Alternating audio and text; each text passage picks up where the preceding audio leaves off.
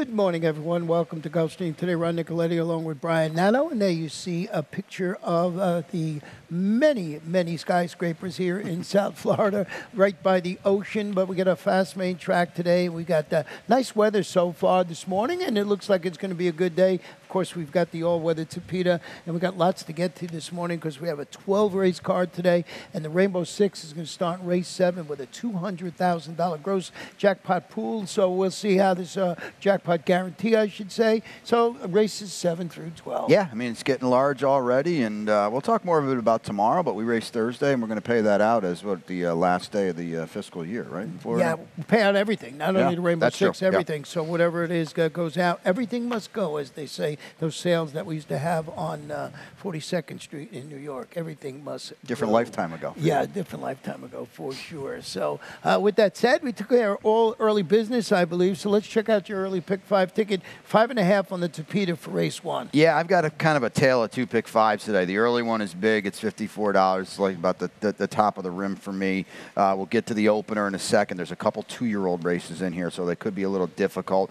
Amor Lejano in race 2, 3 deep. The big spread is in the third. Ronnie, King of Truth on the outside. Here's the other 2-year-old race in the fourth. I'll go 3 deep with the firsters, and we'll talk about the experience edge, and we have talked about it a lot. I will use 3 firsters in there. The single is in race 5, and that's number 4, Meteorito. I think we have a stat coming up on that one. Boy, he likes it, Tapeta. Yeah, Meteorito, we actually have, I think, a video. A video. Yeah, on that one. Race number 1 today, as I mentioned, at the top 5.5 furlongs, the about distance on the Tapeta. Maiden special weight 2-year-olds had a couple of scratches in here with the 3 and the number 6, Carabinero. And also note that the number 10, Harry's on the fly, half the Harry's on the loose, who we know from around here, is listed as a gelding. But dear Dad, we've been talking about this a lot, how well Mark Cassey has been going with his horses here. So this one is the son of Kozan, which you got to like. Debuting for Mark with a series of solid workouts showing on the Palm Meadows main track.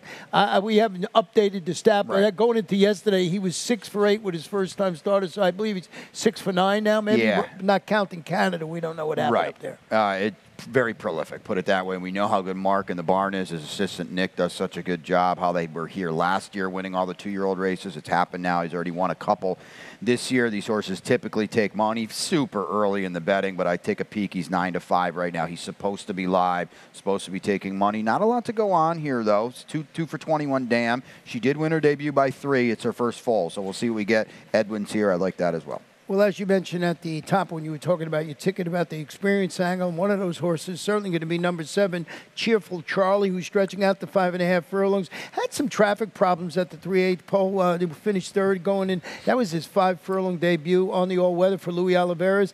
Jairo Hernandez named to ride. Luis doesn't start many horses anymore. He's always a perennial good trainer. I called him years and years ago, called the Gulfstream Park West. He's got a couple of horses now, and he's got Jairo Hernandez in the saddle. Yeah, and we ran 2 2-year-old races yesterday. Both races won by experienced runners. It's just a big edge, and Cheerful Charlie's got that on this field today. Third foal out of the Dam. The other 2 broke their maiden in their second and third starts. The 7 for 45 Dam broke her maiden in her second start, so we could really be putting it all together today. We got the same super. You must have got up early to look at my picks. You know how I do it, Ronnie. You know the playbook. Right. Race number 2 this afternoon, 5 furlongs to Peter. Claim is 3 or 4 and up. Non-winners at 3 in life. 12-5 down to $10,000. Let's hear about this number 4, Amor Lejano, the Argentinian bred. As long as my internet's working, I have no problem making picks. It's a race where I went price shopping a little bit, and Edwin Gonzalez pops up here for Louis Duco, who's quietly sent out some pretty live horses, and I just thought that Edwin getting aboard was pretty significant. The other thing I like, too, is I think this horse has got some muddied up form. You got to dig a little bit, but go back 3, 4, and 5 back. Those are the Tapeta races, and to me, they really play in here, Ronnie. And, don't forget, obviously, everybody knows, but that off-the-turf race 3 back was Tapeta as well. Boy, those 3 races, very, very strong within the body of this group. Yeah, the figs that this horse posted in those races certainly puts him in on. And number 7 is where I went with here. Heals the Soul is going to the Kent Sweezy barn after the claim and returning to the Peter after that duel in Fade 6 against those 6,250 claimers. That was on a wet track fast that day, but I want to go back. It's sort of a rewind. I just wanted to show you how well Heals of the Soul ran back on the Tapeta. This was back on October. This horse just loved it. Remember last year, just cruised on the Tapeta. Now, it was a while back. Things have not fared well for this horse, but I just wanted to go back and show you just how dominant this horse was. And I'm looking at the date, October 21st. Horses weren't going 45-3 on the Tapeta and holding on. That's a huge, huge effort. You're right. That's a long in horse racing. That's about 10 years ago. But what are we going to get today? I don't know. But Kent saw fit to claim this one for Mr. Louis last time. He bumps him up in class. We'll see. I would think he had Tapeta in mind all along when he pulled the trigger. And the number 2 Zamfir should be primed to offer more. You would think return from the layoff, set the pace and weakened. Yeah, they're going to probably have to catch this horse. Jose Pinchin got on the 1-1 yesterday again, right? So this is a barn that's been doing some pretty good things at the Royal Palm Meet. Let's go to race 3. 6 furlongs, fast main track. Claim is 3 or 4 and up. Non-winners of 2 in life. 35 down to $25,000 in here. And we'll see how it plays out. Who did you go with? The number 7 horse in there. King of Truth, who I have a little further down on my ticket. Yeah, it's a spread race for me. I thought there was plenty of speed in this race as well. And you just see King of Truth now. He's just never been in this low. Every start since Amador Sanchez claimed him from Wesley Ward, he's been in against tons better. I understand he didn't do any running in the Florida Derby or the Roar. He was okay. But, this to me, Ronnie, now he's finally with some friends today. For 35, the barn, got a couple seconds out of him, so it's not like they're giving this horse away for 35 today. And I just thought there was a lot of speed. You put Hector Barrios as main man. These guys did some really serious things during the championship meet. Yeah, blinkers on this afternoon, I believe, for that horse. What about the number 2, Bad Bob? He's turned it back to 6 furlongs, prompted the pace and yielded late to finish third against Simler going 6.5. I know you found the stat on Mr. Aubrey Boogie Mirage. Yeah, we'll take a look at it here. This was a steam horse 2-back, remember, and he won like they knew he would kind of thing. And I thought he ran well against winners last time. And this is, just all told here, 29%, a surprisingly big ROI for Aubrey on the dirt, sprinting here the past 5 years. This is a big threat in here. Miggy Vasquez aboard as well. The number 3 horse in here, Mitico, is cutting back to 3/4 of a mile, stalked the pace and finished second, actually in front of Bad Bobby last out for Antonio Sano. Edgard's Eye is still looking for that first win. Got some experience yesterday. 3 winners, a 3-horse ride yesterday. I think he's in a good spot today. Yeah, Edgar's, I would think he would probably tell you he's a work in progress. He's been out for quite a long time. It's gonna, he's gonna have to get his sea legs under him. But I thought he rode well yesterday. We know how good he is. He's as good as we have. The only question I had about Mitico, can he get back to that last race? Because it's definitely above and beyond what he's been doing. I like the flow for him in here, though. Let's go to race number 4 this afternoon, and this one is about 5 furlongs on the Tapeta Maiden, claiming 2-year-olds, $35,000. And you went with the number 6. We'll start there with Dynamic Don, who's the son of winner early sire Cajun Breeze. Ronnie and I have talked quite a bit about the experienced runners. There's only one of them in here, Tautariate, and I don't think he's that much. I picked him in 4th, so I went all 3 firsters in here. It's Kathleen. We love the work she does. The dam was 2 for 13. Ronnie, 15th full out of this dam. So this is a producer here. All of them that raced but won races. So that's positive. Luca is here. She does good work, Kathleen O'Connell, with Luca. There's plenty of works on display as well. And I like this post, too. The number 4, More Dramas, the son of Big Drama, debuting for Carlos David. Really, a slew of stamina-tweaking half-mile workouts showing in preparation for the Colts' first start. You're getting leading rider Miguel Vasquez, good barn, looks like a logical 2 to me, whether you go Dynamic Don or More Drama. And then we both used Phobia, son of Noble Mission. Yeah, they seem to be the right 3 to me. Always there for Jerry O'Dwyer down inside is a half.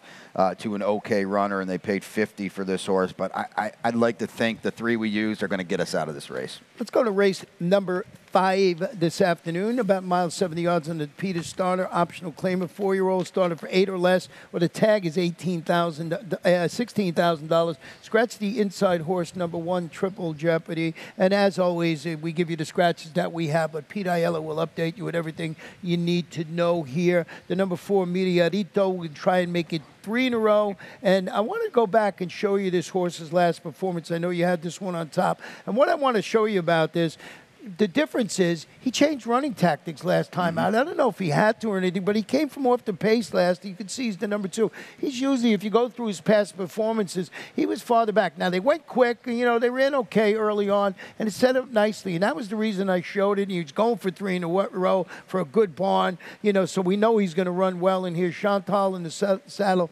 I was just enamored that he did it in a different style today. Yeah, I don't really have a lot to add. He's just clearly the horse to beat. He's something to 5 in here. Might be, you know, could be even money in here, especially we lose 22 points on the line with Triple Jeopardy. The 1 is out. He's every bit the horse to beat. And, you know, Jorge just kind of keeping on with him because Amador Sanchez had him. The reclaim for Jorge goes back in and grabs him, and he's a horse to beat. He's a cool horse. And you know, the number 2, King Theo, is no slouch in the win department either. This one, Gelding steps up, posted its 2nd consecutive victory. Yeah, I would think he's the main danger and gives Edgar Zayas a real legitimate chance. If he's not on the board already at this point, it gives him a chance to definitely pick up his first win since coming back. Well, then there's the number 5 that I use. He's a kitten who does his best running in the latter stages of race. I think that if there's a speed duel, maybe he can close out the Trier Super. I don't know. He's 6-1 on the morning line. And you get Miguel Vasquez. There's no doubt about it. He's the one that's hoping for some hitting up front because he needs to come from out of it. Race 6 this afternoon is a 5-furlong sprint on the main track for maiden special weight 2-year-olds. And I had some interest in the number 2 horse, and you've actually made this one my best bet of the afternoon, and that's Malcolm's on the Run, who you would think you should be primed and ready to score. I'm going to go back and show you this horse's last race. Also, Don't Answer was in that race that day. So Malcolm's on the Run. You know, we're going to just pick it up from the top of the stretch when Malcolm closes. You're going to see he's out near the popcorn stand. You can see the sloppy conditions there. I thought he ran exceptionally well in the race, and Don't Answer is going to check in 3rd. Don't Answer is the number 5 horse in that race. But I just thought that this horse ran very well. Malcolm's on the Run. You know, had to take the overland route, as I mentioned, and still ran a very good race to be 2nd. Absolutely. Knox was good in winning that day, and, you know, he came up the rail while Malcolm was on the outside, and I agree with you. Now we've got experience. We've got that race. Listen, sloppy track on debut was not easy either. Open maiden special weights that day, too. Now we're in with the Florida Breds. All systems go for Kathleen. You got number 3, Super Computing, 6-1 with Mark Cassie. Yeah, I mean, there it is. The angle again. We talked about it yesterday. 6 for 8. So now I believe 6 for 9 now. It's you get the pink silks of Gary Barber, Edwin's here. The works kind of whisper ready. And this is just a horse to me that's probably, I would think, Ronnie, you know, just by what we know from Mark and last summer, and you showed the stat, the screws are probably pretty tightened here by Nick and the team. Yeah, and I know you had a stat on a couple of for 2 horses for Jorge Delgado in this race. So he's got a couple in here. He's got the 5, JR's Pride, and he's got the where is he? On the outside. Thank you. The 9 on the outside. And this is not a huge sample, but 7 for 18, a big 39%. Second-time starters in 2-year-old races here in the last 5 years. Overall, he's 32% with 2-year-olds. Now you amp it up a little bit with these angles, and here's experience as well. So, you know, you're going to get prices on these horses, too, so don't sleep on either of them. Yeah, I know. This is a great race as far as betting goes because there's so many different ways to go. Like we both have Big John in 2nd. He's certainly eligible to get his picture taken today. He rallied to finish 3rd in its debut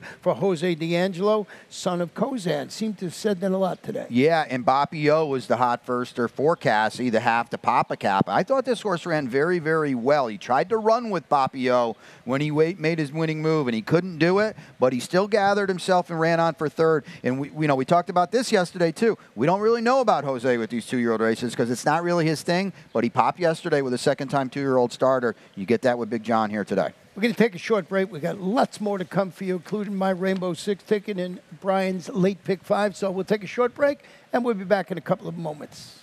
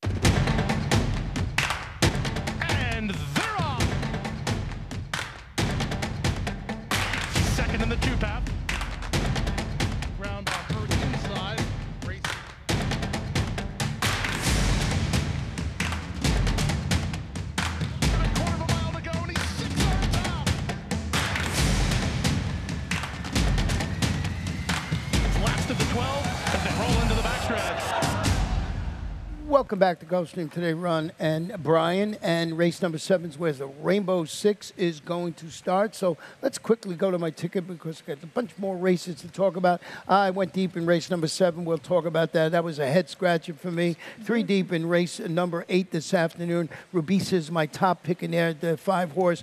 Race number 9, just 2 deep in there, Zodiac Princess and Madeira Wine.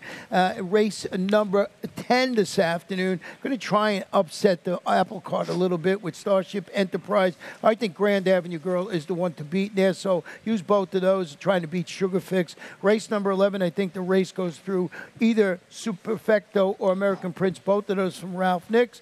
And then the last 3, my top pick is the 4 over calendared, but I use Starship Wizard and Tinker Tailor on my ticket. So I just thought that this was a pretty tough sequence, and I couldn't get out of this first leg and find the horse that I said I really like in here. Very, very tough race. This is a good sequence. Not only do we have a good stakes, but that race 11, I can't wait. That optional claimer is a really, really good one. Somehow we land on the top 2 here in a tough, what we thought was a tough race. Somehow. Let's go to Unique Time. Stretching out the 5.5 furlongs after coming off the bench to finish. Had some trouble there. Trouble starting 4th. Hopped at the start, going 5 furlongs on the Tapeta. But look at his stat. I didn't put it at, well, you have the stat. Go ahead. Go with it. Yeah, I mean, it's just a monster stat. It's not a big one, but here's Antonio. Second off the elongated layoff. He's 3 for 6. This is a jock change, too. Take note of that. Is Mario Villalobos is going to get on here. The 7 comes out. He gets aboard for Antonio. I don't know, Ron. I looked at this race and just didn't see a lot in here. Antonio got Unique Time back last time. He had him before. He really seemed to take to the Tapeta. And I don't think he's got to run a heck of a lot better to handle this group. The number 5 horse in here, Compass Key, who was well meant second at this level and distance. 3 starts back, shortens up. Came up empty when going long on both dirt and Tapeta. Anista Ochoa, Wilfred Vasquez. I don't think going long is this horse's game. No, I don't know if he has a game. He's over 17, but the Tapeta sprint 3 back was pretty good. And maybe that's, if he can get back to it, that puts him in the mix against this group. Before we talk about the 12 horse, and you want to remind everybody that we have scratches in here of the 7, 13, and 14. So the 15 is going to get in today. Now the number 12 can't be broken. A logical contender for Joe Cantony. Yeah, it's kind of like with Compass K. Let's draw a line through the route last time. Focus on the sprint form. Not that bad.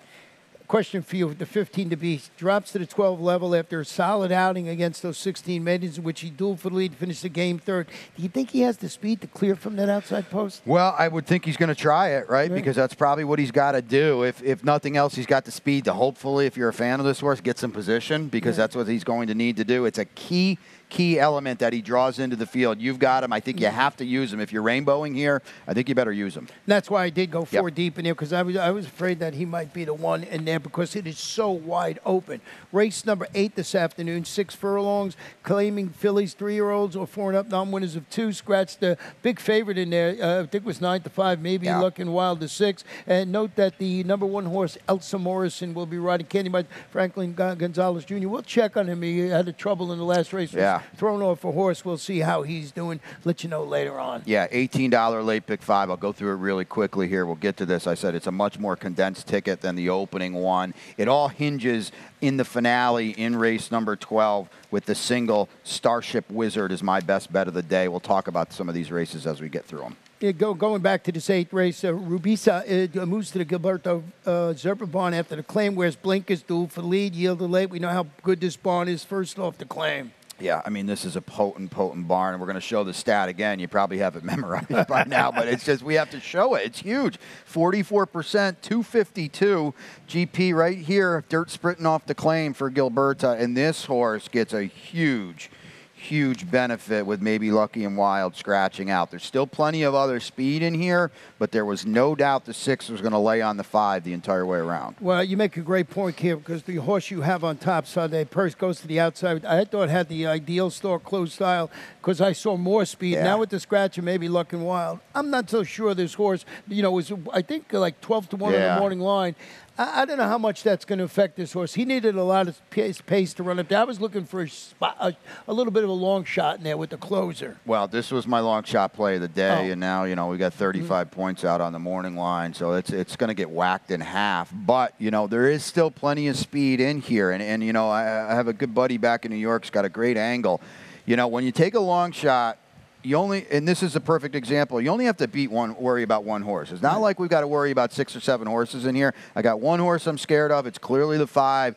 I don't know where the last race came from, but it was a big, big effort. If she can somehow get back to it, she's not impossible. The number 7, She's a Raging Cajun. Just wanted to mention, changing barns going to the Amador Sanchez barn, led every step of the way to beat those 12-5 maidens. Barn is solid, 20% with new claims. So maybe you take a look at a horse like that. I didn't have. I bumped that horse after the scratch of the big favorite, and I went back and looked at it. I said, why can't this horse win? Race 9, the mile 70 on Topita, claiming fillies 3 or 4 and up. Non-winners of 3. Triple conditions here, or a race since Christmas Day. The number, who did you go with in here? I went with the number 4, Alpha Babe, in here. It's a stab. Jose Garofalo's been doing some pretty good things. We get a lot of weight with Jason Way as a board here. We're back on the Topita, which I like, because look at the Topita race 3 back. That's a race within the body of this field that could make her a player at a pretty square price, and boy, we get a lot of weight too. The number 6, Zodiac Princess, a 6-time winner on the turf, returns from the extended layoff and debuts on the all-weather Topita, trying to mirror that consistent grass form with a victory on the all-weather today. Laura Cesares had a real nice win yesterday. Jose Morelos, a little bit of guesswork here with the number 6, Zodiac Princess. You took it out of my mouth, because we talked about it yesterday. We don't know how they're going to handle the Topita, and it is a guessing game, but you've got some speed in here, and you've got really, really good turf form as well. Yeah, we'll see how that one runs, and you can see the others. Give her a shout-out. Give your Isabella, come on. I got this one goes to the damn Peter Barn. The number 3 we're talking about turns to the Topita after chasing the pace. But it was a close-up 6 last time out to get those 12-5 claimers going a mile on the grass. Hard-knocking mare. You could see in my analysis, worth a flyer at a price. I can't leave this off the ticket. I just can't. Feature race time is race number 10, about a mile 70 on the Topita. Fillies and mares, 3-year-olds and up. It's the $75,000, the Powder Break.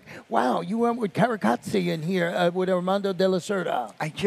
I'm admittedly taking a shot, but there's both Sugar Fix and Grand Avenue Girl, who are clearly the 2 best horses and the 2 best horses to beat. I mean, would you at least agree they're both better on the turf than the Topita? Yeah. So, again, I'm guessing with Caracazzi. I don't know, but second off a long layoff, okay, so she should be tighter.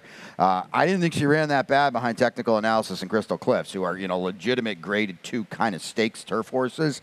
Now we get it behind her. Maybe she gets some pace to run at. She's coming out of good races, too. You make a good point with Sugar Fix. I thought when I handicapped this race, the number 9 Grand Avenue Girl was absolutely the one to beat. So I was looking to get a little bit of price, and I went to the inside horse for my long shot today, Starship Enterprise, who was 3rd behind Grand Avenue Girl. Now, that was on the turf in the Monroe Stakes. Now comes back, renews the rivalry at a mile 70 yards on the Topita. I thought ran a bang-up second against those 62,500 optional claimers. That was going 9 furlongs on the Topita. Steve Gwaskin, he's 20% with horses, running well in stakes races. And we've had a lot of success picking some of Steve's horses. And, this is the time when Steve really gets hot. And she's probably going to have the exact same trip she had last time, because what happened was Key Biscayne got loose and didn't stop. That's probably what's going to happen with Grand Avenue Gal. She's going to track the entire way around. So you're kind of doing what I'm doing. And I have a lot of respect for Sugar Fix and Grand Avenue Gal, but they're going to be big underlays in this spot, too. Well, I want to go back and show you Sugar Fix's last performance. Looking to make amends, was nailed at the wire, but 3-5. But you're going to see why here. Sugar Fix is going to go looking for racing room, turn for home, and has to duck to the inside and sort of wait to get that room while its stablemate comes flying lovely, gets the trip on the outside. Now, they ding-dong it to the wire, but I thought that outside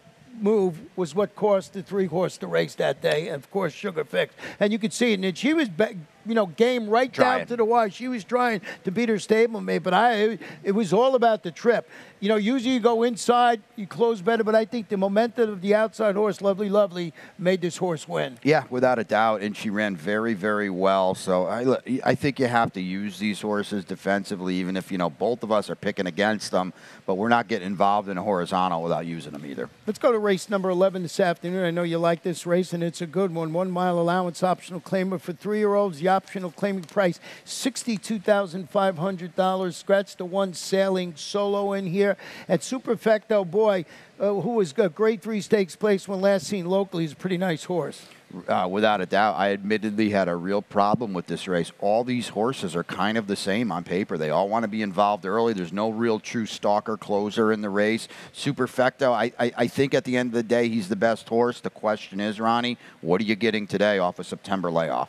Yeah, and he's got a stablemate in here, American Prince, who's also from Ralph Nix's barn. I want to go back and show you this horse quickly. We're going to pick it up from the 3/16 speed pole home. Now, I want you to look at the fractions on the board. 22, 58, 44, they were motoring. So this horse didn't have the lead early on, but was doing all the dirty work in the stretch and couldn't hold off the 6-5 favorite that day, Strike Hard. You just see the fractions here. That was a pretty fast race. My note says survived a torrid duel and couldn't hold off the winner. He's a month clear of third. This was an awesome effort. If he can come back to it. Now, he's such a taxing effort. Does he regress a little bit? I don't know, but I got him firmly in the mix as well. And what about the number 7, I'm a G6, who's in for the $62,500 tag today in this optional claim? I don't know what that means. Yeah, I wanted to point that out. Yeah, I don't know either. And you know what? I like the fact he's outside of everybody in here, so Romero can kind of see what's going on because there could be some potential hitting in front of him. Maybe he can get this horse to settle because of the post position. Hey, beat those $20,000 starter allowance runners at the distance last act. So might be Tune In, who's in here. It was odds on last time. So we'll see how that works. The last race on the card today is about 1 mile, 70 yards on the Tapeta.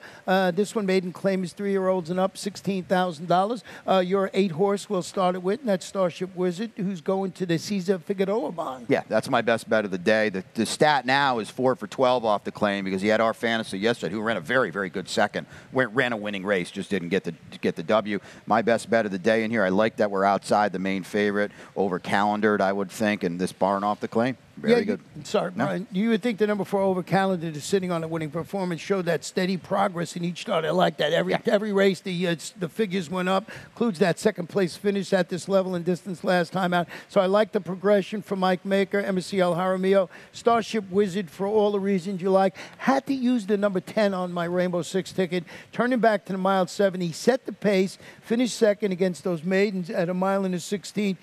He's going to go as far as he can. I don't know how far that's going to be, but I think he's part of the pace today. Yeah, you did replays today, but I could have easily brought up a replay both of this horse's last race. He's had some trouble, and he's run very well, all things considered.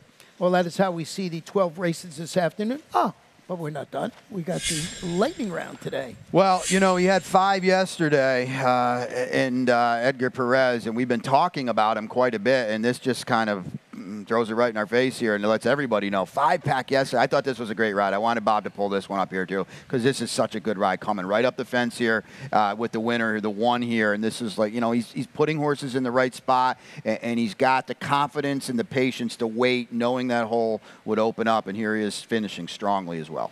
Yeah, so we'll see how he runs this today. And Edgar has just been unbelievable. And what I noticed with him, he knows how to run this Tapeta course. Yeah. You sit early and you make that move, and I think that's really good. So what a day for him. Yeah, and now our best bets and long shots, we'll go through them quickly. Mine we just talked about in the finale as my best bet, and you are, I know you're not in the Rainbow 6 with your best bet. No, I'm in race number 6 with Malcolm's on the run. 7-2 on the morning line. Thought that horse had a good shot this afternoon. Long shots, what'd you have? Yeah, my long shot will not be 12-1 with the big scratch in there, but I'll take half of it, 6-1 with Sade Purse in the 9th.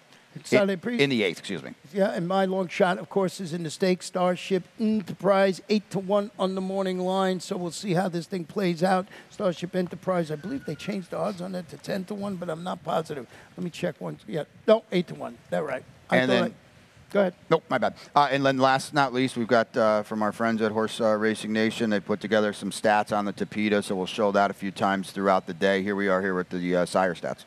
I'm liking Cantharos, 24% on the Tapeta surface. That's good. But look at Speightstown, 38%. I mean, these are, we've talked about this. Now it's coming up on a year, but, Right. we're all just trying to figure it out. And I think, Ronnie, any little extra club in the bag never hurts. Absolutely, and this is great. And thank you for Horse Racing Nation for giving us that information. And we'll be showing that over the next weeks or so to see how we can get some winners out of it. That it? Upstairs to Pete.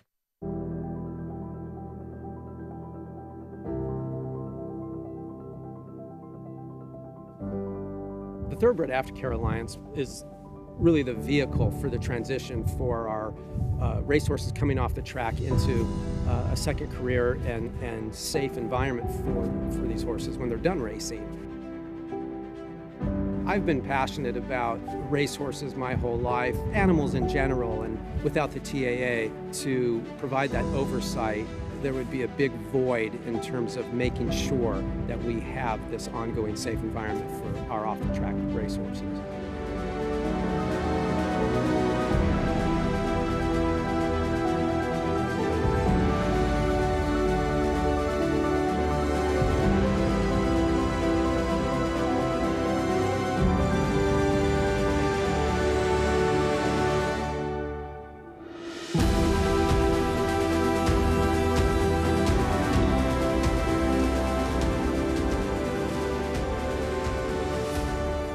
I'm excited about the undertaking and excited about working with our board and our team at the TAA to continue the wonderful progress that has been made. So I'm very excited about what the future holds.